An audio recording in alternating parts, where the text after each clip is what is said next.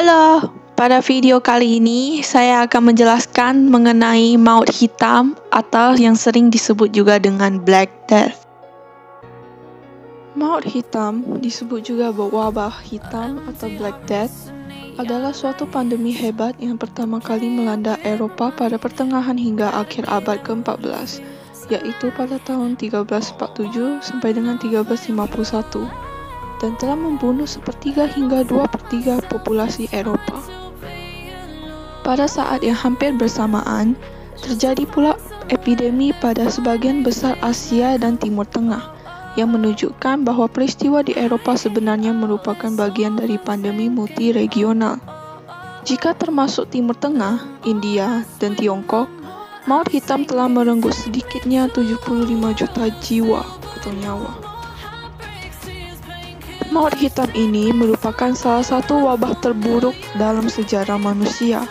Pasalnya, wabah yang menyerang Eropa pada abad ke-14 hingga ke-19 itu telah membunuh puluhan juta orang. Pandemi yang menyebabkan wabah pes ini disebut dengan maut hitam karena menyerang getah bening seseorang.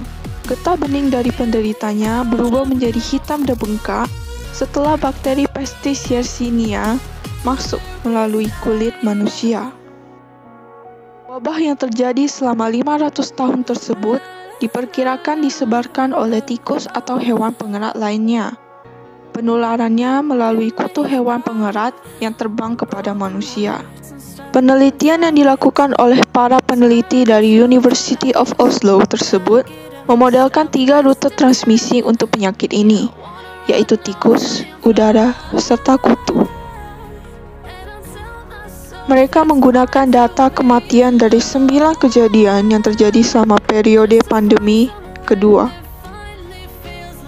Wabah yang bersumber dari virus yang dibawa oleh kutu yang menempel pada tikus itu menelan korban sekitar 120.000 jiwa, sebuah angka yang cukup menakutkan.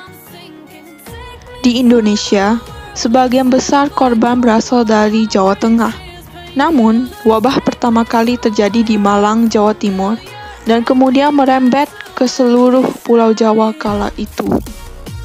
Tidak banyak masyarakat yang memahami wabah tersebut pada saat itu. Rakyat banyak yang berpasrah diri. Bahkan alternatif yang dilakukan adalah hanya mengandalkan orang pintar, atau yang sering disebut dengan dukun. Tentu hasilnya nihil. Dukun pun tak mampu untuk dapat mencegah virus tersebut. Pemerintah kolonial Hindia Belanda kemudian menjalankan program, yaitu program pembongkaran hampir 1 juta rumah. Rumah dibongkar di bagian atap, dinding, anyaman, dan menutup lubang bambu tempat tikus bersembunyi.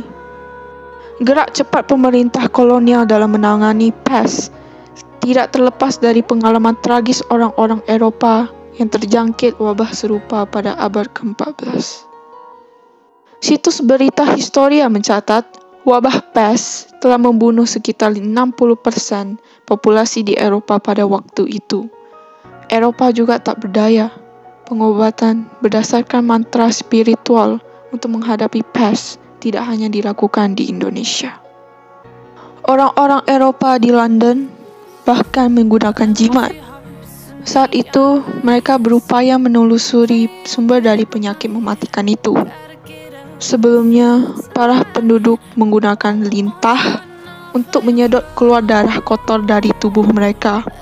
Sebagian lagi memakai spons yang dibasahi dengan cuka. Wabah pes atau yang disebut dengan bubonic plague menjadi salah satu pandemi paling mematikan dalam sejarah umat manusia dengan korban 75 juta jiwa hingga 200 juta jiwa. Setelah ditelusuri secara ilmiah, terungkaplah masalahnya. Ternyata semua sumber itu ada di sekeliling mereka. Di rumah, fasilitas sanitasi yang menjadi sarang tikus goth untuk berkembang biak dan berkeliaran. Tikus menjadi vektor membawa kutu yang ditunggangi bakteri Pestis Yersinia.